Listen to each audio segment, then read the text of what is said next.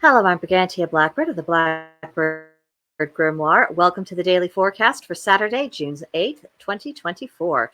It is the day of Saturn. We have a waxing crescent moon. We are in Gemini season, the Celtic tree month of Hawthorn, deer season, and the Pluto retrograde. Now for the details. The sun is Gemini, mutable air, representing communication. The moon is first quarter Cancer, cardinal water, representing sensitivity.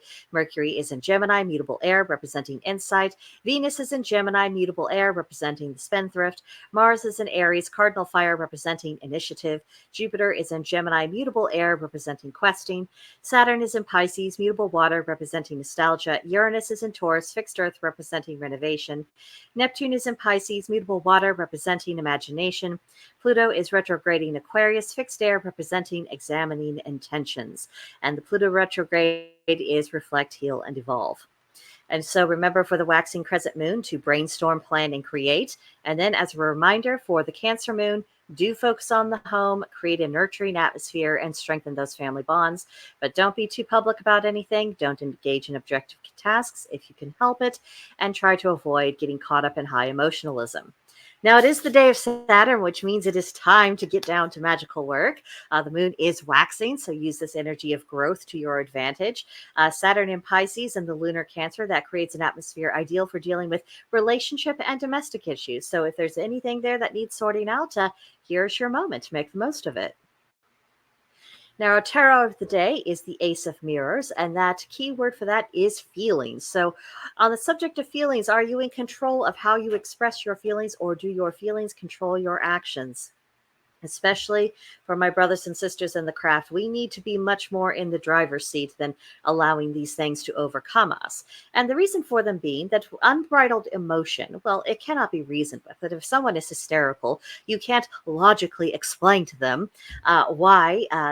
They don't need to be hysterical and why it would be better to be calm and everything else. I mean, imagine someone who's in a very high state of emotion and then someone tells them to calm down. How does that work out usually? Does anything productive come of that? No, of course not. So we need to be careful about both how we are handling our own emotions and how we are relating to other people who have perhaps they don't have very good grip on their feelings in that moment in time, at least how they are allowing them to be expressed. It is a responsibility and it is a remark of maturity. And it's one of the reasons why if you feel like we have a society of overgrown children, well, it's because there's a lack of emotional control. We don't have to be as buttoned down as perhaps some other cultures are, but I think we would really benefit from getting things a little bit more toned down to where we are not allowing our emotions to completely drown out the voice of reason, and more importantly, to not skew what our own intuition is trying to tell us. Everything is in their check. We need our feelings, we need our mind, we need our intuition, and we need them in proper balance in relationship to each other. We'll be much more successful that way. Today's Celtic Triad reads: There are three things which will make a person leader among their neighbors: wisdom, generosity, and wealth. So, wisdom. Good sense is so rare, especially these days, that it is practically a famine. So, any relief to that figurative famine is very welcome. If you are speaking in a manner that actually does denote wisdom, people can feel that instinctively. As long as they have a measure of good sense themselves, and they are going to be more inclined to take what you have to say seriously. It doesn't mean there's like, by golly, I'm just going to do what George and Betty told me over there to do. It's not going to be that, but they would demonstrate that if they wanted to consult with you about something, if they wanted to test an opinion, that you might be someone who actually would be worthwhile to see what you thought about it. And also, having wisdom, it enables us to be of very practical benefit for people. It allows us to say, well, I mean, you could go off and do that, but have you considered? Not telling you what to do, just throwing out an option here. Then that gives people an opportunity to really check themselves and say, oh, maybe I didn't need to rush headlong into that course of action that would have ended with me crashing against a wall. Just throwing that one out there. And then the issue of generosity, when we are showing kindness, and it's not just financial generosity. I think a generosity of spirit, graciousness of manners, just being kind in general, that builds up a good rapport with people, and people are more inclined to look up to someone who is showing that kind of generosity. And then there's the issue of wealth. Whether we like it or not, money talks, and money is always going to have a broad influence on society. However, it isn't so much. It isn't something that's inherently corrupting. It really depends upon how the wealthy person chooses to use their resources. They can use it for a way that is actually quite helpful to people. For example, Elon Musk, love him, hate him, or feel indifferent towards him, he used a considerable amount of money in order to create a platform where people are freer and they don't have as many fears of retaliation or retribution from their ideological opposition. Everyone gets to, they're all in the same pond now. And, they can yell and scream at each other all day to their heart's content, but at least they can say the things. Whether or not people are making good use of that opportunity to reason with one another, I think that's a different topic for a different video. But nevertheless, he used his wealth in order to create that opportunity, and what people make of it is what they make of it. Other people, they are using their wealth to try to influence governments to have more control over their citizens, to boss them around, and to reestablish a kind of quasi-feudalism. Feudalism without the need to actually have earned it.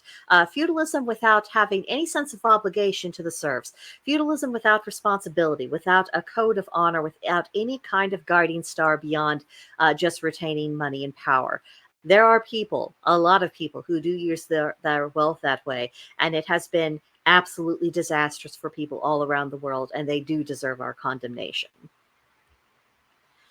So today's magical intention is knowledge. We can always stand to have a bit more knowledge, can't we? The color for that is black. The plant is the black ash tree. The animal is the blackbird, my special bird. The crystal is hematite. And so the question I want to put to you is, what kind of knowledge do you enjoy collecting? There's a lot of things we study because we feel like we have to, or we go out of the way to learn about something because we need to. Like, well, I have to figure out this thing about the car, or there's some sort of law, something, and in order to run my business, I have to comply with whatever that law happens to be. And so you have to learn about it. There's other things.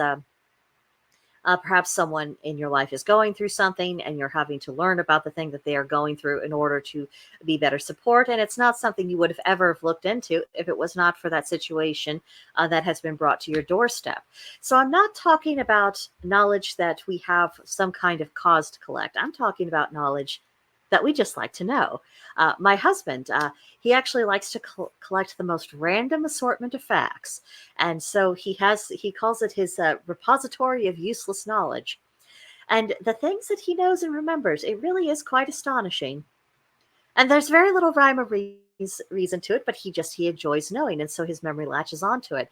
And so my theory is, especially if you're like me and your memory is perhaps not your strongest suit, uh, you are more likely to retain something if you are actually truly interested in it, just because you're like, I'm curious and I simply must satisfy this curiosity. Whatever that thing is for you, let this be, that little nudge from the universe for you to go out and just find out a little bit of something about it. And if you are wanting to purposefully set aside time for this, maybe this is your me time. Of let's say you're interested in, the pyramids. There's always something cool going on with research having to do with the pyramids. And let's say that's what you want to work on, really looking into. If you use these intentions and say, and you craft it into a spell and say, I'm going to set aside this time. I'm going to use it for this kind of studies. I'm going to do this to nurture my spirit. And when you put that into full force, those are energies that you can draw upon as a battery to make sure you actually do stick with that. I think it is just important for us to set aside that kind of time for our own restoration of our senses and sanity, as it is for us to carry out our proper business of life. I think it is just as necessary, especially as the world is, busy trying to spin out of control. This is a way to at least have a little bit of stability for yourself. So for today's pagan practice, it's Saturday, so that's the opportunity to honor a magical deity. You can work on the crown chakra. You can learn a little bit about your Saturn star, tidy up your altar. Maybe you haven't quite switched it over to summer decorations. This could be a good day for that.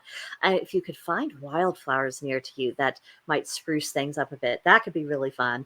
I don't often have an opportunity to use real flowers on my altar. I am working on changing that going into the future. But there is just something about having flowers that you just freshly gathered and putting them on there. It brightens up the whole space.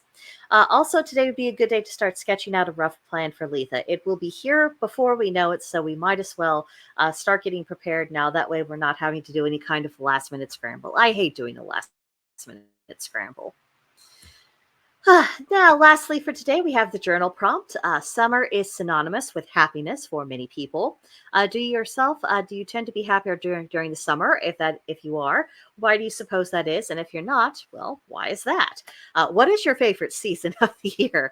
What are the conditions that really are conducive for your happiness? There's a lot of different ways you can take this prompt, so I hope you have fun with it. But that is what I have for you, my dears. Have an absolutely fantastic weekend, and I will see you, of course, tomorrow for the next one. Bye.